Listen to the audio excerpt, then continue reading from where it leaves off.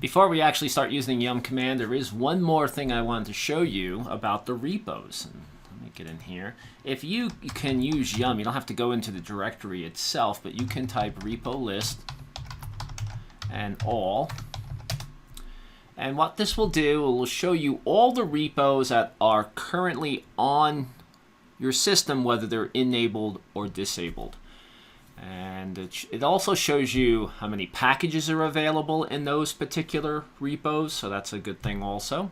And it's just about done filling up the cache table. All right, and so here we go. And what we see here is that we have the base, and it's enabled, and there are 4,800 packages.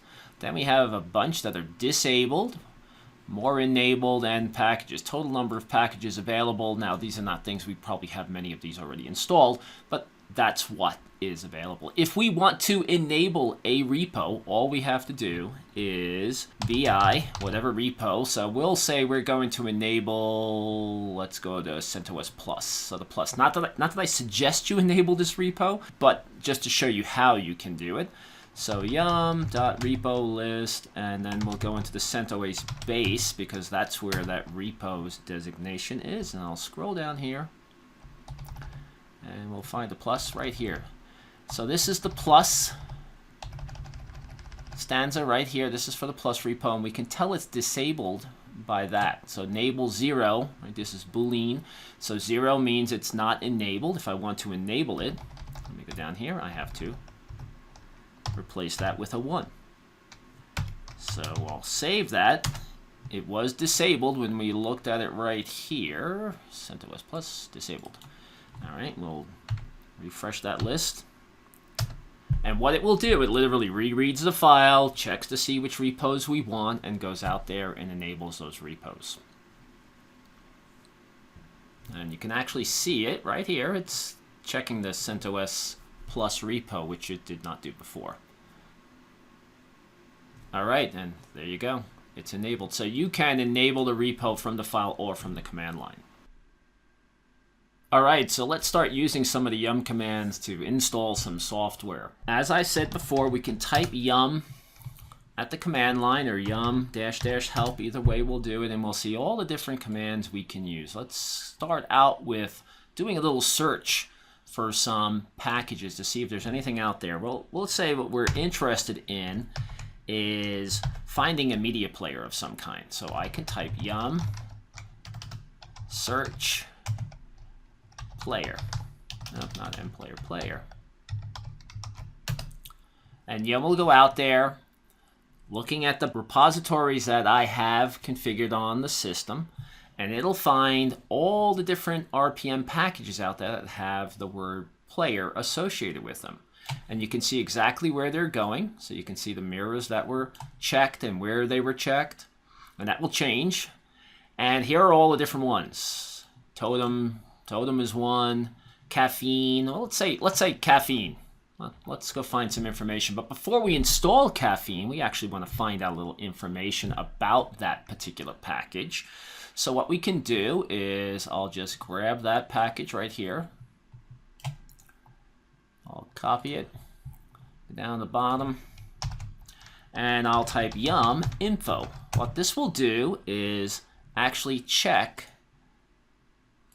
that package before installing it and bring back some information about yum. Now what's happening here is yum is still going in the background. It's probably trying to do an update or something, so let me kill that real quick, clear that, and we'll do a grep for yum. Okay, it killed itself. Should work this time. Sometimes when you have yum going, it takes a little time for it to back off. Or it could be the system's trying to update, because behind the scenes, just like in a Windows operating system, yum is what's being used to update the system. And here we have the information about the caffeine player, and it talks about it's based on another player over here, and it's a fairly simple, easy to use media player. It sounds just about perfect for me. I get information about what repo it's coming from, size of it, architecture it's being used, my basic information, licensing information, and even the URL where I can go and actually get the package myself if I want to. I've searched for it. I've gotten some information on it. Looks pretty good. I'm going to install it. And so I just type yum install, and I'm just going to paste that back down there again. And I'll press enter. And what it will do now it's going through another process. It's going to resolve all these dependencies, and you see a lot of stuff fly by here. Now, I want to just stop this for a second. Yeah, I'm going to do that again. Hold on 1 second. Kill that. There you go. I'm going to try that one more time because I put this Y here, and Y means yes install, and I don't want it to install just yet. So I can prompt it to already do an install, but I want it to stop for a second. So I'll go through that again, and I want to show you all the different packages. Look at all these things called dependencies that are coming down that are part of this package. I asked for one thing, but look at everything that has to be installed to get that one piece of software working. This is important because later on when we look at the old way of doing it, the older way of doing it using either RPM or source code, you'll realize where this is a godsend to us. I don't have to go out here and find all these packages myself.